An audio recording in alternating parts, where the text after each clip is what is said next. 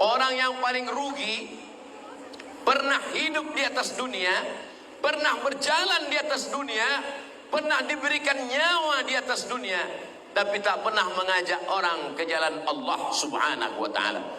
Umat yang paling baik bukan yang selalu ke Makkah, tawaf, haji dan umrah. Dia baik tapi belum paling baik. Yang paling baik kata Allah, kuntum khaira ummah, kamu umat yang paling baik.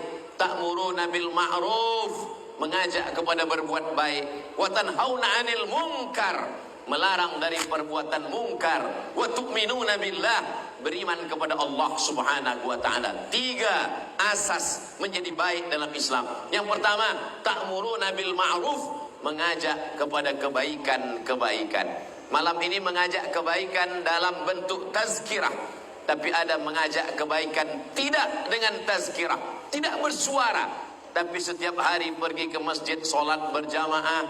Orang melihat, menyaksikan, jiran, tetangga, kawan, sahabat tersentuh hatinya, maka itu juga adalah dakwah. Ada orang yang tidak memberikan khutbah, tidak tazkirah, tapi dengan akhlakul karimah, dengan kata-kata yang lembut, dengan perbuatan yang baik, dia juga sedang berdakwah. Jadi kalau kita tengok, kita pandang ada orang tidak pernah menghafal ayat Quran, tidak pernah menyampaikan tazkirah, tidak pernah menyampaikan khutbah, lalu kita mengatakan, oh, dia tidak pernah bagi tazkirah.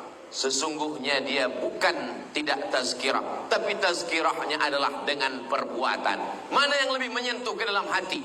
Apakah kata-kata dari lisan atau dengan perbuatan? Maka dalam sebuah ungkapan ada makna lisanul hal, perbuatan afsah min lisanil maqal, perbuatan lebih sampai ke hati manusia daripada kata-kata. Berapa banyak kalimat yang keluar dari mulut hilang dihembus angin, tapi perbuatan yang nyata itulah yang dilakukan oleh para alim ulama, sehingga negeri kita ini disebut dengan negeri bertuah. Mengapa? Karena semua orang mendapatkan rahmat. Walaupun muslim yang banyak, mayoriti, tapi sesungguhnya orang yang tidak bersyahadat pun mendapatkan rahmat dari kebaikan. Ini yang diajarkan Nabi Muhammad SAW ketika beliau sampai ke kota Al-Madinah Al-Munawwarah. Di sana ada Yahudi Bani Nadir, ada Yahudi Bani Quraizah, ada Yahudi Qainuqa, ada Yahudi Khaybar. Mereka berkawan, bersahabat. Sayyidina Ali bin Abi Thalib bekerja di rumah Yahudi, menimba air. Lalu kemudian datang orang mengadu kepada Rasulullah SAW. Ya Rasulullah, ini Sayyidina Ali kerjanya menimba air di rumah orang Yahudi. Kata Nabi, pekerjaannya halal, karena dia mencari harta dengan meneteskan peluh, maka perbuatannya baik, walaupun tempat bekerjanya itu tidak Islam. Begitu juga ketika Nabi SAW pindah dari kota Makkah menuju kota Al-Madinah Al-Munawwarah, maka di sana ada seorang lelaki yang menunjukkan jalan.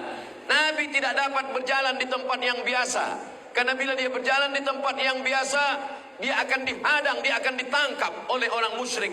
Maka yang tahu jalan khas itu seorang lelaki, namanya Ibnu Uraiqid. Ibnu Uraiqid tidak Islam. Itu mengatakan ahli sejarah sirah Nabi SAW, boleh bekerja sama dengan orang yang tidak Islam. Nabi tentu tahu ini Ibnu Uraiqid tidak Islam, tapi kenapa Nabi pakai? Kerana dia tidak membahayakan akidah.